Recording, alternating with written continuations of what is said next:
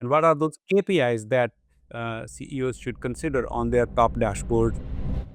Kerry Chrapliwy is a fearless marketing executive and co-founder of WOND3R, a global marketing innovation agency. He has collaborated with global brands including HP, Breitling, Axiom Space, Beats, as well as influential artists and cultural icons such as Maclean Thomas, Serena Williams, Vladimir Kogan, among many others. His work has been recognized by the Wall Street Journal, Vogue Business, Business of Fashion, Daily Brew, and Business Insider. Today, we are diving into how poly-industry business strategies can hyper-accelerate your digital maturity. We'll learn why the most successful digital transformations don't just mimic their competitors, they steal best secrets from every other industry. Let's welcome Kerry Chrapliwy. Hello, Kerry. Welcome to the show. Thanks for being here, Nav. It's a pleasure and excited to talk and chat a little bit about kind of my 30 years in the industry. That's awesome. Thank you, Kerry. So, as you know, we're going to talk about digital maturity, more or less about different aspects of it. And you're coming from a special industry and even like multiple industries experience, and that's what we're going to focus more. And my question to you today is, when leaders are thinking about building strategies, they define typically against their key competitors and benchmarks around that. Okay, their success metric or the success focus is more of, okay, doing better than competitors, and that limits the perspective of big picture. Okay, from your experience, let us talk about the biggest blind spot that you see that leaders usually overlook outside their own sector for digital inspirations, and how do they define their programs and prioritize projects and define success? Yeah, so I think I'm going to coin some new words here. I think most people are, lead from a mono industry perspective, which is they get into that industry and they focus only on that industry. They focus only on the competitors in that industry, and pretty soon you're going down a very narrow tunnel, very narrow hallway. And so, what as a leader, I always try to be poly industry. Look across multiple industries, and that's where real innovation happens. I think one of the things that I always look at is Steve Jobs was fired pretty much halfway through his career. He was head of Apple, and they Yeah. came in and they fired him, and he ended up going to work in the entertainment industry. And so he then was the head of Pixar and learned about Hollywood and how to make a film and all those elements. And when he came back to technology, when he came back to Apple, he didn't come as a technology person, he came as an entertainment person. And so if you look at the top 5 consumer products of all time, 3 of the top 5 are owned by Apple. And why is that? Because he was looking from a poly industry perspective. He wasn't looking, when I started working at HP, and this, I was on the enterprise side initially, and then I moved to the consumer segment.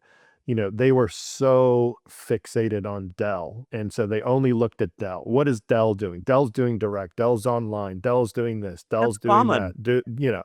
Yeah, it's a very common, but you're not gonna get a leadership position from doing that. And Yeah, you're you know, always following. they're always following. And so we came up with this idea. We worked with Goodby Silverstein, one of the top ad agencies in the world, and they came back with this campaign.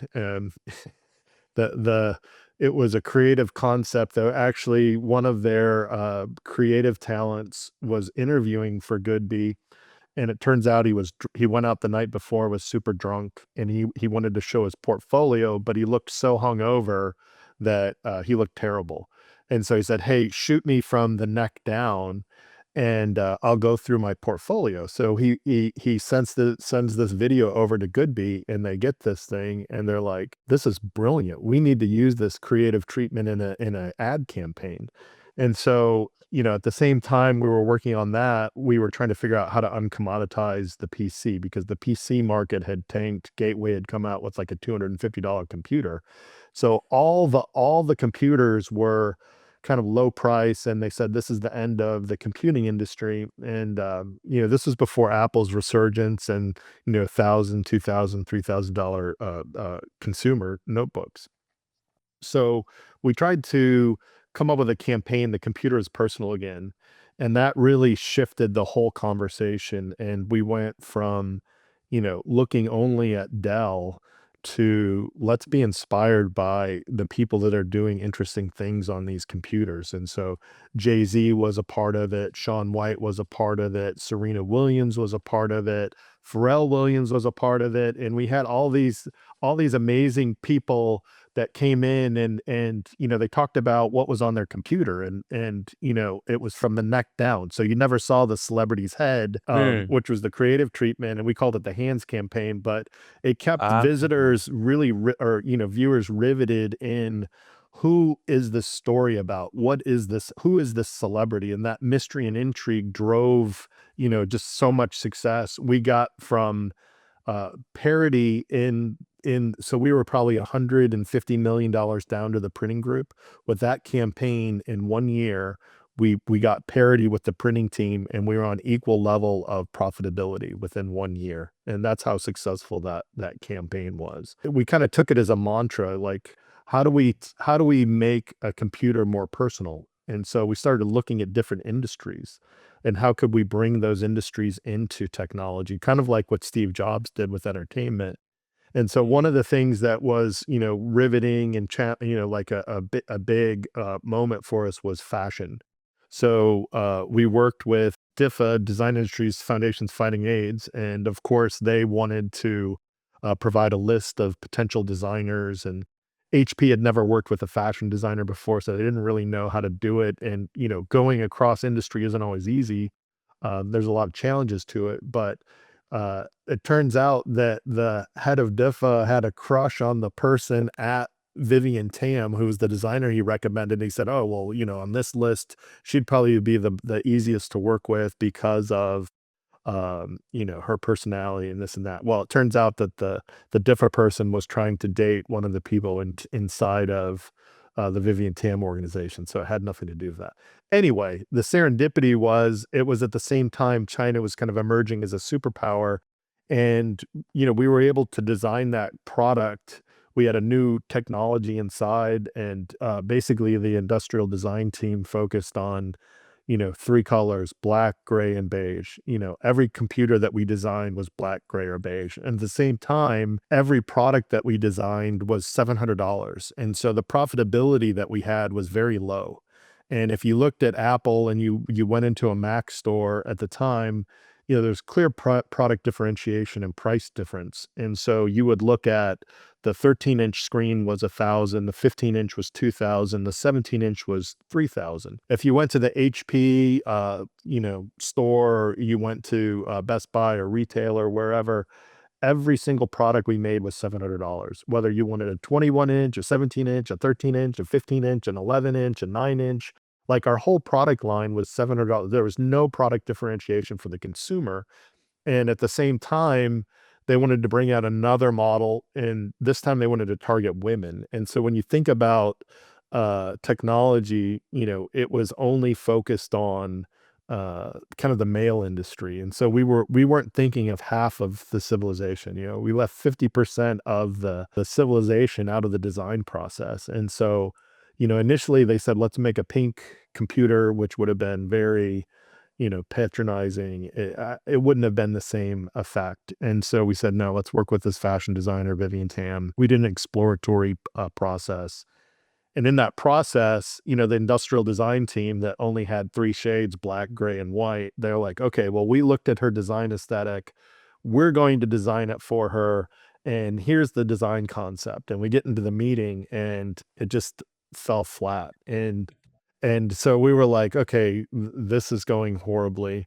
And Vivian's boyfriend at the time, Scott Krolla, who was an amazing fashion designer in his own right, he was like, this has nothing to do with the design. This has nothing to do with her aesthetics. She's about color and design and pop. And so, I kind of was able to be a bridge for the design team. And I'm like, yeah, I'm going to have to agree with Vivian Tam and the team. Like this design doesn't represent her brand or her aesthetic. So Vivian, what do you want to design? What is the concept? What is the idea? And so she came back to us, and it was actually like a 12th century snuff bottle from China. And so, she wanted the computer to look like this ancient Chinese pottery. And, we had always been technology. So it was male dominated, for men, by men, with tech specs. And now we're doing a computer designed by a woman for women and making it look ancient. And so, the change in mindset and just we kind of turned the whole industry on its ear. And so when you look at cross pollination and cross industry, we would have never ever looked at a Chinese snuff bottle as the inspiration for the Vivian Tam clutch. It would have never happened. And so by working with fashion, we were able to bring that in, and the economics of it were insane. Like, we ended up with only 4% of this mini product line. We ended up putting the Vivian Tam digital clutch, on this small computer. And and with that product line, we were only 4% of the total volume. We were 51% of the profits. We made $24 million of the total profit, just on that 4% of that product line. It was the most profitable computer HP has ever made, and probably to this day. It was because we looked across the industry to bring that in. And then we worked with other things. We worked with MTV. We brought in the youth. We asked for, the kind of youth audience, what would be interesting in a computer, and they brought us all of their passions. We ended up with, I think, 10,000 designs from 200 countries in a 4-week design contest. And so it really started to change the approach to the way that we looked at our consumer product line, by really, getting outside of our single industry and looking across industry. And then the last one was Beats Audio. We worked with Jimmy Iovine to incorporate a new type of sound into our consumer notebooks. It was a fascinating kind of challenge, and there was no rules on how we did it. We just did it. We ended up getting offered to buy Beats at HP for about $30 million. And at the time, the board was like, well, that's a lot of money. We don't know if we can afford it. Well, they had billions in cash reserves, but they decided not to. And then about 3 years later, Beats was sold to Apple for over $1 billion. And so if we would have impacted or acted at that moment, we would have been 3 to 5 years ahead of Apple, and, $970 million cheaper at doing this. And so I think, that you have to look cross industry, but you also have to be willing to make the moves when you need to make the moves. The timing is right. Yeah. For example, like recently, NFL is also experimenting, like going outside country for their games, right, in London. And that's a great experiment. Not just like bringing more audience to the sport, but also opening up new markets. Yeah, and the amazing thing was, we had no intention of changing the distribution model. I mean, we would have loved to, but that wasn't the goal of doing this product, this computer, this fashion computer. We wanted to deliver something pure to the female audience, the women's segment. Yeah. And so Yeah. we thought, let's do something very real and authentic. And, however it happens, it happens. And we ended up getting Vivian she put it on the runway at New York Fashion Week. So we had only ever gone to CES to launch products. Now we're at New York Fashion Week, in the middle of Fashion Week, launching a consumer product on the runway. And it was so successful that we ended up with, the head executive, Sajeev Chihal, had to stay behind and take over all the media requests. We were on Poppy Harlow and Fox Business News and Maria Bartiromo. And, the amount of media coverage that we got from that product, not to mention the editorial. We had Vogue and Elle and Home Decor and all these. So from a PR perspective, it was the most successful, not only the most profitable product, it was the most a brand building product we've ever done as well, because we ended up with, I think Thunderbird did a evaluation. It added $1 billion of brand value to the HP brand by doing that product in a very real and authentic way. This is great strategy. Let's uh, dive deep into that. How about like the experimenting of these things? Like NFL is doing experiment, but they're doing just like handful of games outside country. How did you guys do it? Like when you were experimenting cross industries, for example, like over 70% of pilots are unable to scale because like the the results driven from those pilots just an experiment and stayed experiment, never got a strategy to implement at scale. Okay, so it's a leadership failure. Also there is no roadmap to scale as well. Yeah. But in your perspective, like when you were expanding to multiple industries, then how did you do this big investment in such a way so the risk is calculated?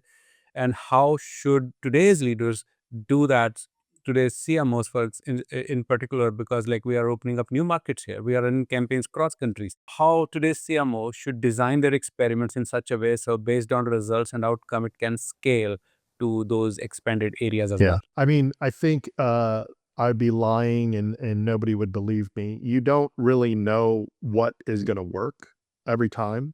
That's not a possibility. You don't know the outcomes. But, I think calling something a pilot is destined to failure because you're only gonna go halfway. There's no halfway in life or in business, right? Life and business are short. You have to go 100% into it and, you know, focus on the success of whatever thing you're doing. So if it's a pilot, don't call it a pilot. If you have funding for it, it is a business challenge. So how do you rise to meet that challenge? And I think one of the things that really led to a lot of our success was never saying, will this be successful? You don't question the success of it. I think you put your head down and you execute brilliantly about the idea.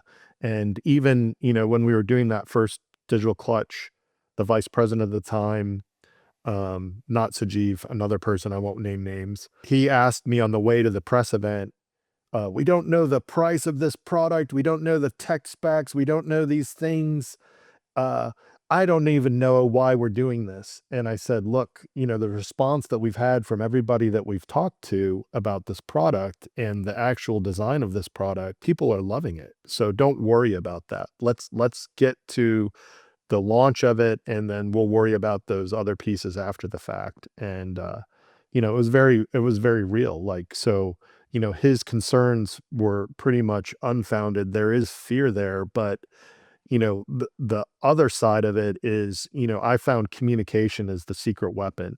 The more that you can talk to people and get their perspective and get their conversation going and maybe try to answer their issues or their problems, you're now buying ownership.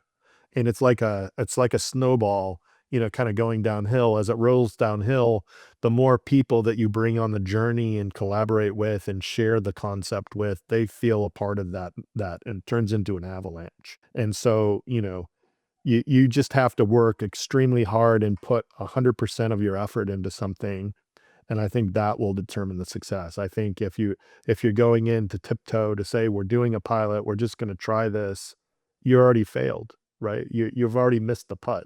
You have to you have to commit fully to doing it and then bring in all of the things that you are passionate about to it, and then um you know reaching out to other people. Other people are always going to make this thing bigger. And so, what if the NFL was in the other countries?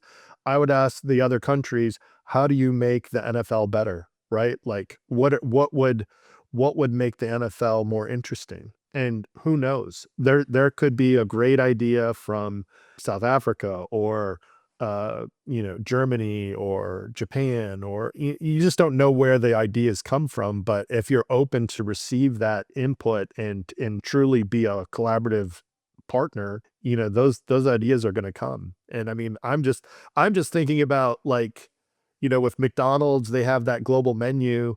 Why isn't there a global menu for the NFL stadiums of the different places that they're playing in, and really kind of cross-pollinate? That would be one opportunity, but who knows what they would do with the football or the design of the technology. I mean, I'm big into mountain biking, so if you look at SRAM, they were in Chicago, but they moved the facilities to Germany, and they put German engineering behind mountain biking, and now you have completely digital components that shift and are revolutionary. They're lightweight. They're used wireless technology. I don't think that innovation probably would have happened in Chicago, but when they moved it to Germany, they got some different perspectives that really helped them take their componentry to this other level that is now dominating the market. Yeah, localization is a unique element here, and that is what my next topic is, and one of the pillars in my book as well, customer experience. And when we are expanding to multiple industries, means if within those industries there are brand loyalty involved in the customer base. Okay, there are competitors within that industry as well. Okay, so you are not just expanding your industry scope, but also increasing the level of competition that you're going to face. Okay. So in such a case, what are those challenges that should be preempted in these strategies to expand? And like what are those areas that you think like uh, for industry specific customer research has to be considered while making these moves? I think people are missing the human quotient, the emotional engagement. Early in my career, I was fortunate to work with McCann Erickson World Group, and we learned early on that humans, as humans, we go get a job and we amass money and we create this physical currency. Well, physical currency does nothing for us. It's the emotional currency. How do you transfer that physical currency into emotional currency? And I think it's really, how do you humanize these experiences? Like, how do you play on the personality traits? I think there was a whole time where marketers and people thought that the technology is the solution.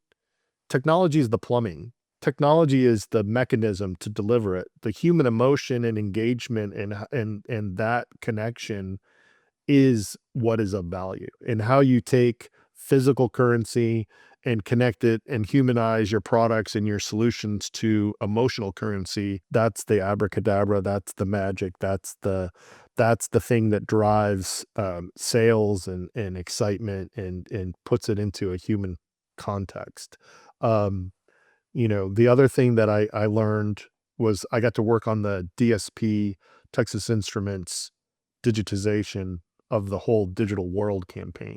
So they had invented a computer chip that really digitized our lives. And so the designer Gene France, I got to speak with him and talk with him. They looked at digitization and the digital future um, as the five senses. So that was how they broke out their DSP chip. That to digitize the future, they needed this chipset to have the five senses: sight, touch, taste, hearing. And how do we replicate those through digital processes? And so that was the amazing thing, is like, I worked on those early days, and when you think about a 1 megapixel camera, or the eyesight of humans is 576 megapixels. So, the length of innovation is a long time, and we're amazed at it. But I think where it really comes back to, we think technology is smarter than us, and Michio Kaku did the whole analysis of a human brain. And when you break down the human brain, it would be powered by a nuclear power plant, cooled by a river, and would run on 3 watts. It's the most powerful known entity in the universe. And so, think about that supercomputer, your supercomputer, my supercomputer. Now think about the experience that's been programmed into that supercomputer. So 30 years of working on marketing and advertising and coming up with solutions and deadlines and working on ads and working in the mobile industry and working in the veterinary industry and working in snow floss sauerkraut. I worked on canned tomatoes. I did customer, surveys in college for, uh, sauerkraut company. Like the amount of data and information and marketing that you go through and finding out what works and doesn't work and all these pathways,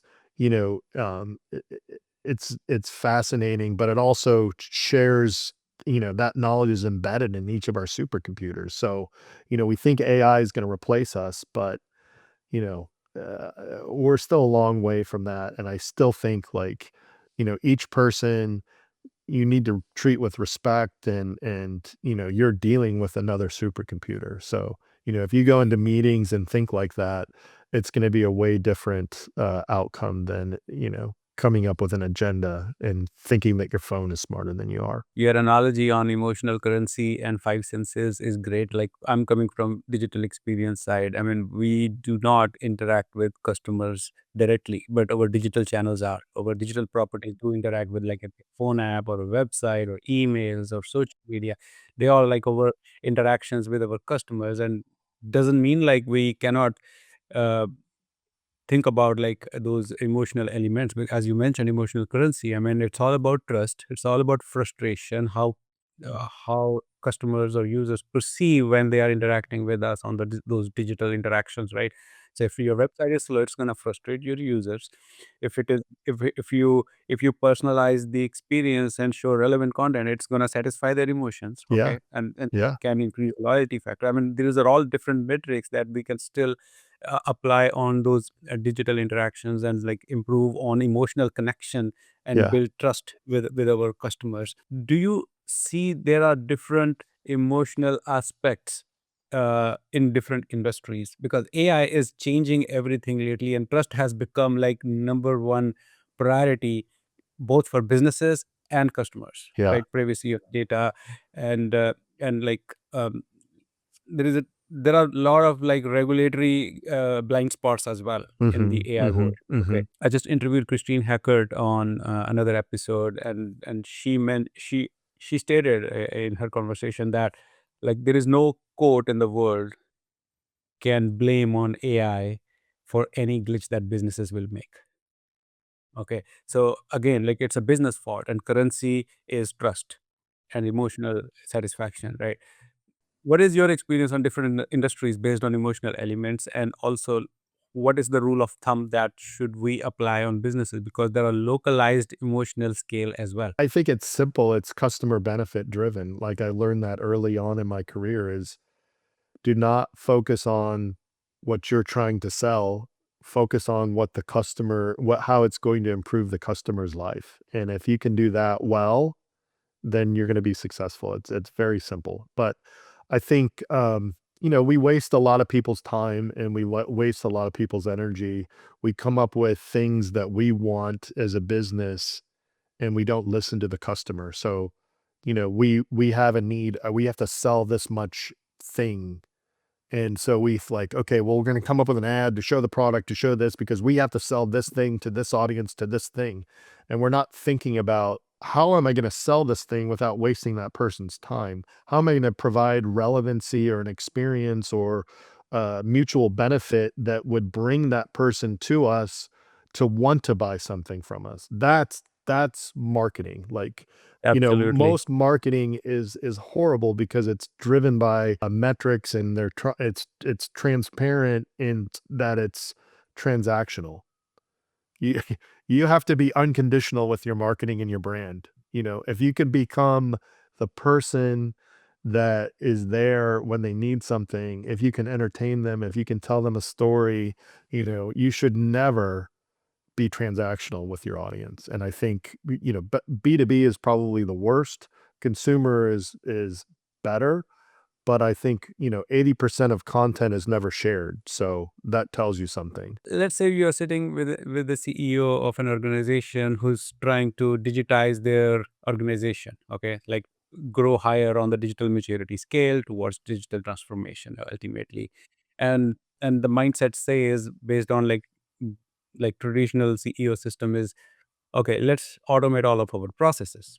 Okay, let's digitize everything based on lift and shift, and then we'll improve based on how technologies respond and how we're going to work on the maturity scale. Let us hear from you. What do you suggest the right way to digitize their organization? And even like today, much of the processes are already digitized, Yeah. digitally transformed, but how to grow up on the scale is on the digital maturity ladder, and what are those KPIs that CEOs should consider on their top dashboards, like, okay, the transformation is going to the right direction. The biggest thing for success within an organization is change, right? Like every day, everything changes. And and so how do I embrace a mentality or get my teams to love change? And that was something that we focused on again at HP. We did an incredible campaign, enterprise focused, B2B, won a CMO award, won a Clio award, except but it was as simple as that, love change. Like we told the executives, and because I think that's the biggest problem is that people are territorial and they're fighting and they're trying to hold on to legacy, and they used to do it this way, they don't want to do it that way. It's kind of every kind of mantra in business of loving change. The more you love change, the more successful your company is going to be, because that's the only constant we know that is going to be tomorrow, right? It's going to Change. change. So, we did this amazing campaign. We had the TV spots done, and we decided that we wanted to get Pete Townsend from The Who to use Teenage Wasteland as the background music for this spot about loving change. Like we were going big, and he was on vacation in the south of France, and so we had to wait for him to get back to get approval. So we're this $80 billion company, but yet, we're waiting for Pete Townsend to come back from vacation before we can launch this campaign. And so it just, but it was the right thing to do, right? Like it's all the details, it's all the small elements, it's all those things that I think build into the quality of the message. And then, you know, that was another first for us. So we took that love change and we turned it into kind of the first reality show of technology. And so we worked with CNN and IDG, and we created a set, and it was about HP. It was about change and loving change. And so our first guests were Fred Smith and Rob Carter from FedEx, and the guy that invented FedEx. And we sat there and asked them about how they dealt with change in there, and we elevated the CIO to the CEO level, technology to the highest level of the company.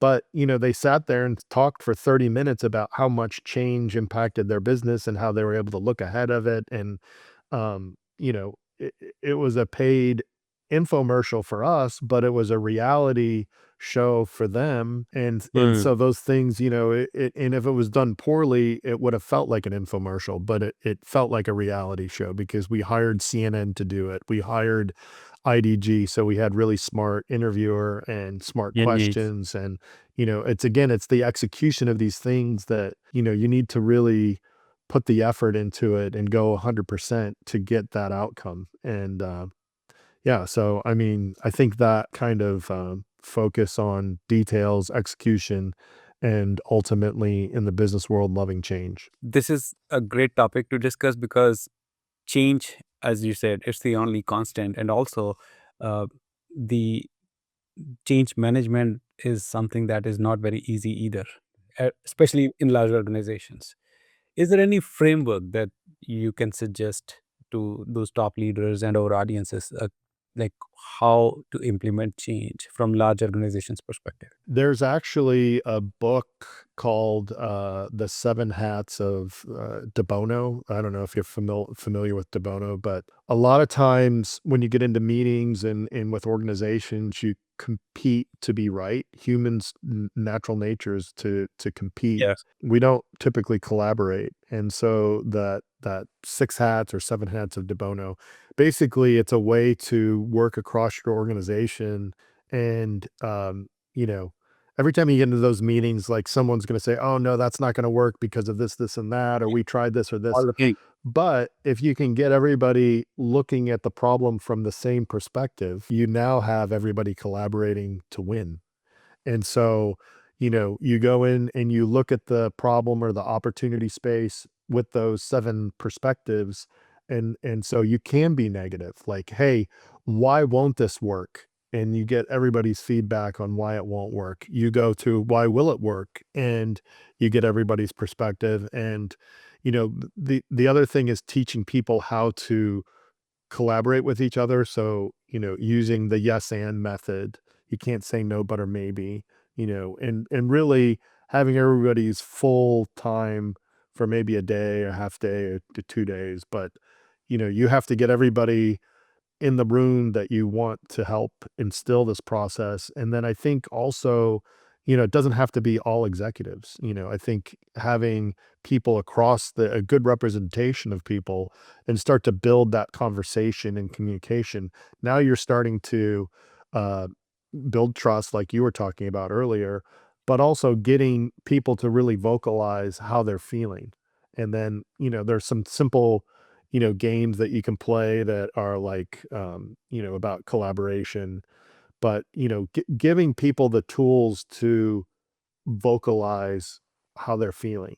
That's the biggest problem because there's a lot of, extremely smart people. We talked about the supercomputers, but, they're shut down. They're not gonna say what's on their mind. And if you go into that meeting and they're not collaborating, you're not getting their expertise. You're not unlocking that supercomputer. So I think, going through a process or a specific process to get people to share information so that you can get, and then also having people looking at the problem, competing to collaborate versus competing to be right.